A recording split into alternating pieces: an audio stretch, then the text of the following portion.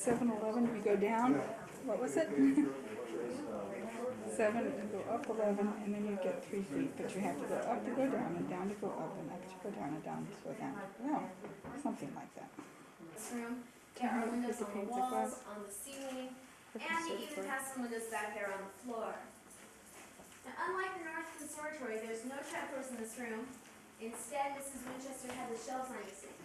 And that's a better idea because the plants didn't have to be moved back and forth when they needed to be watered.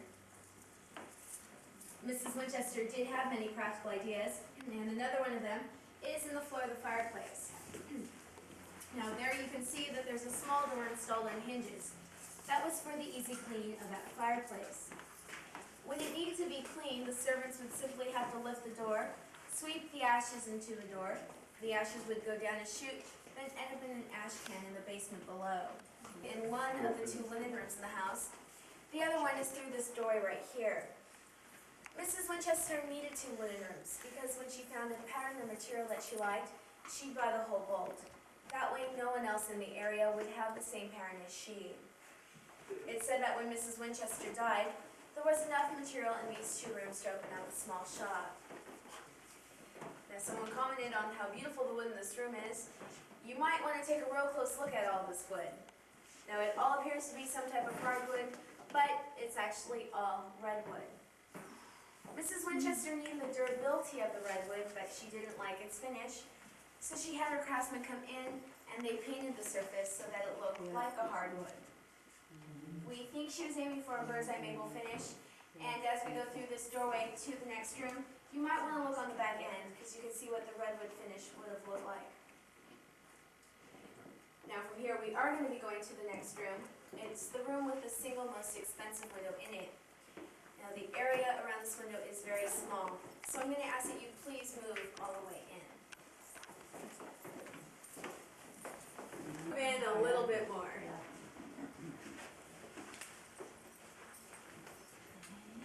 You're probably wondering where Mrs. Winchester received the money to build this elaborate mansion. Well, when her husband William died, he left her several $million in cash, along with 777 shares of the Winchester Repeating Arms Company. When her mother-in-law died, she received an additional 2,000 shares. That gave her co-controlling interest in the company and a nice income of $1,000 a day for the rest of her life. The window you see in front of us is the single most expensive window in the house. This window cost Mrs. Winchester $1,500, or in other words, a day and a half salary. The window is designed so that when direct sunlight would hit it, the crystals would break up into prisms and shed rainbow light throughout the room. As you can see, there is no rainbow light coming through this window. That's because Mrs. Winchester made 2 major mistakes. Her first mistake was that she put this window on the north side of the house where no direct sunlight would ever hit. Her second mistake was that she built rooms directly behind this window. To the left of this beautiful window, against that wall, there's a less expensive window. This one cost Mrs. Winchester about $2 to install, and you can see that it gives you a lovely view to the wall of the elevator shaft behind it. Well, look at that. So Stuff with poison dart.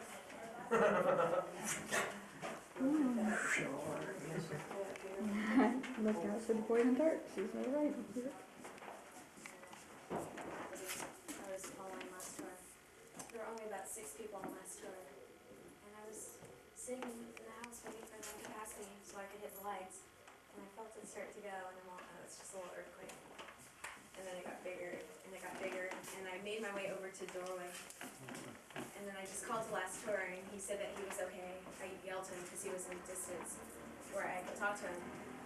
And I said, get out, get out. So he went out. There's one emergency door in this whole house that has an alarm on it, and that's one he went through. So I knew he was out safely. And then after I knew that last tour was out, I ran out too. But it was real. I was on the concrete floor, and I could just see the concrete rolling. It was amazing. I've never experienced anything like that. And just last weekend, for the first time, I've been able to go back and close by myself. Because before that, I was making my manager come with me. Don't make me go in there alone. There's going to be another earthquake. But I'm okay now. Anyway, this that indicates the extensive remodeling that went on between 1906 and 1922. From here, we're going to go to the bedroom where Mrs. Winchester was sleeping when the earthquake hit. And to get there, we will be passing through more earthquake-damaged rooms. Now, the floor level changes several times, so I'm going to encourage you to please watch your steps. The tower came out during 1906. Oh, I hope the blue comes through this window. That is so pretty time. There's another one. This here was the room where Mrs. Winchester was sleeping when the earthquake hit. The earthquake started at 5:13 a.m. on April 18, 1906. Now, the earthquake caused a fireplace, which was in the... All of her servants made it out safely, but when they saw that Mrs. Winchester wasn't with them, they came back to the house to quickly search for her. It only took them a few minutes to find her, but it took them several hours to get her out. The earthquake was said to scare Mrs. Winchester so much that she believed it was a warning from the spirits, telling her that the front portion of her house was too near completion. So the front 30 rooms were boarded up, and new construction was began in the rear of the house. These rooms were not reopened again until shortly after her death in 1922. From here, we're going to head up to the third floor servants' hall room, and I'm going to ask once again that you please do watch your steps. This time, because we'll be taking our first flight of normal stairs.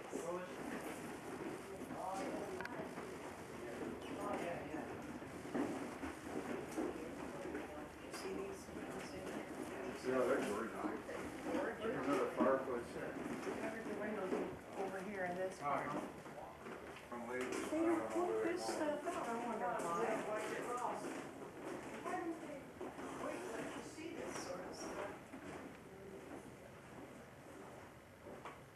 Encased in glass. Corner of the stairs. Yeah, wow.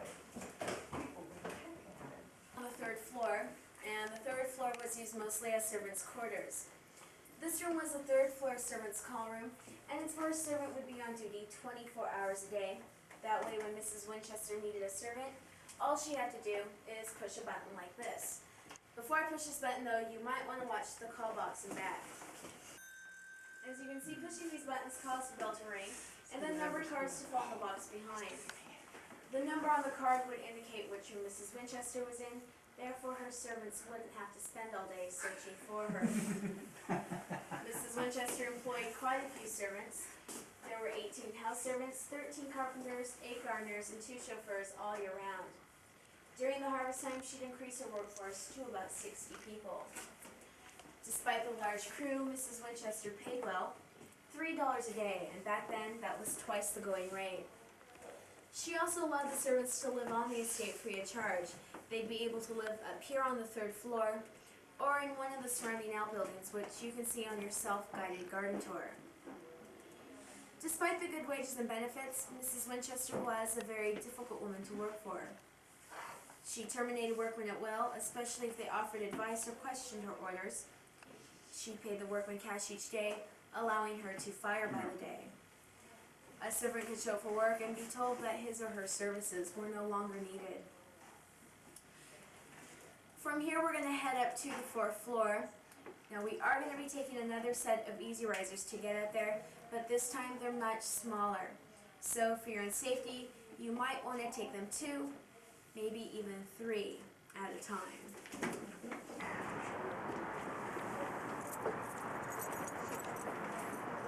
Boy, we're really high up.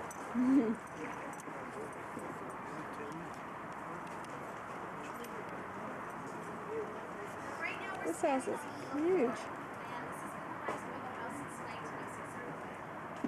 If you step out onto the balcony, you can look into the backyard of the house.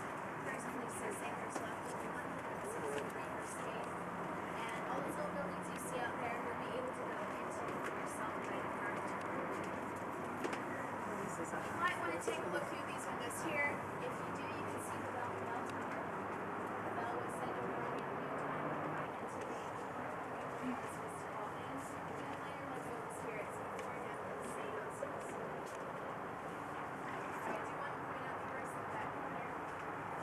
back down to the first floor. On your way, we're going to be passing by another servant's bedroom and bathroom. On the second flight of stairs that we take, another one of Mrs. Winchester's handy ideas.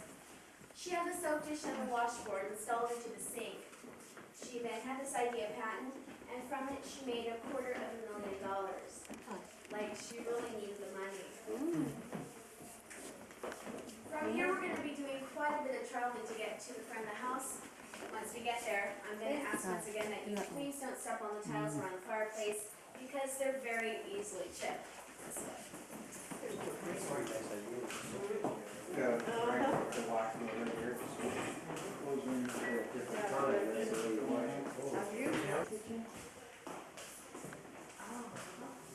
This must be the kitchen.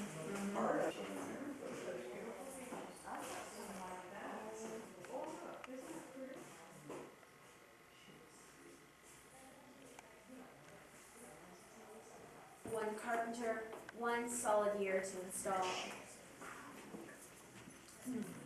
Job security. Right. Jigsaw.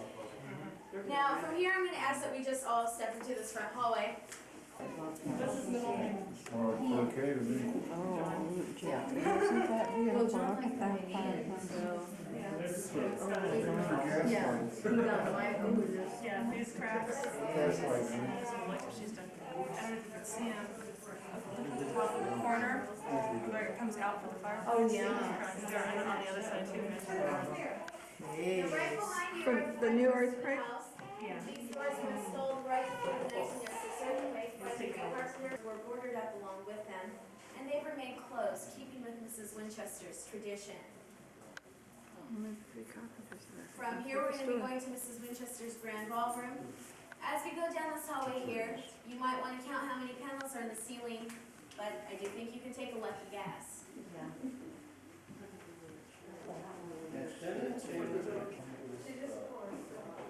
I'm fascinated by the windows.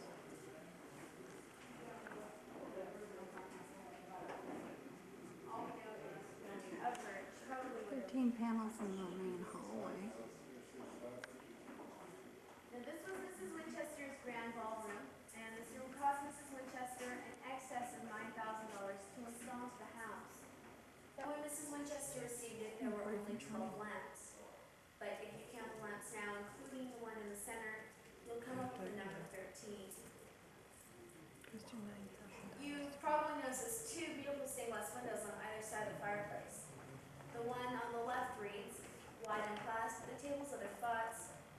The one on the right reads, "These same thoughts, people, this little world." If you don't understand these two quotes, don't worry about it because neither do we.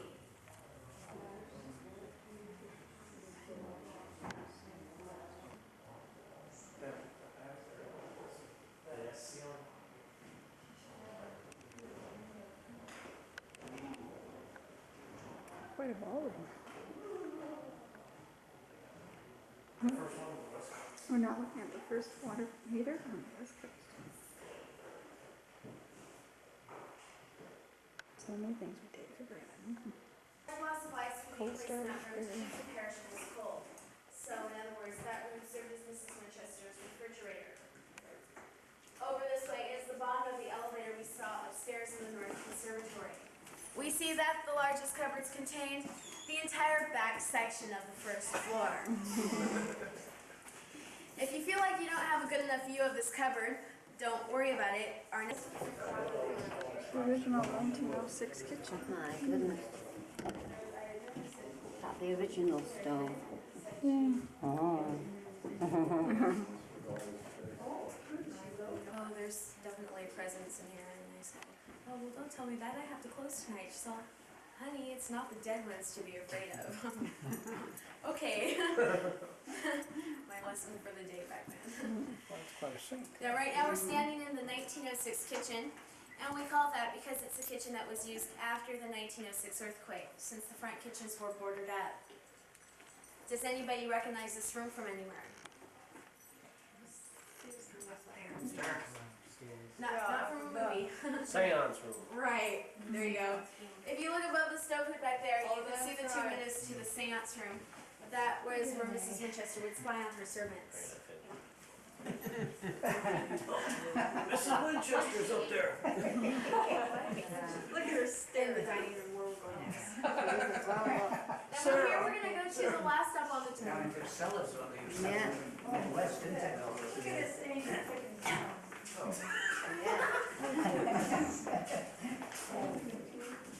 Someone said it's the naughty little angel. 40 bedrooms, 40 staircases, 13 bathrooms, 6 kitchens, 3 elevators, 2 basements, and only 1 shower. Would you repeat that? I didn't get it all. Can you? It was hard enough the first time. I do this all the time. Oh, okay. And 1 shower, I think I said. Yep. Yes. Okay.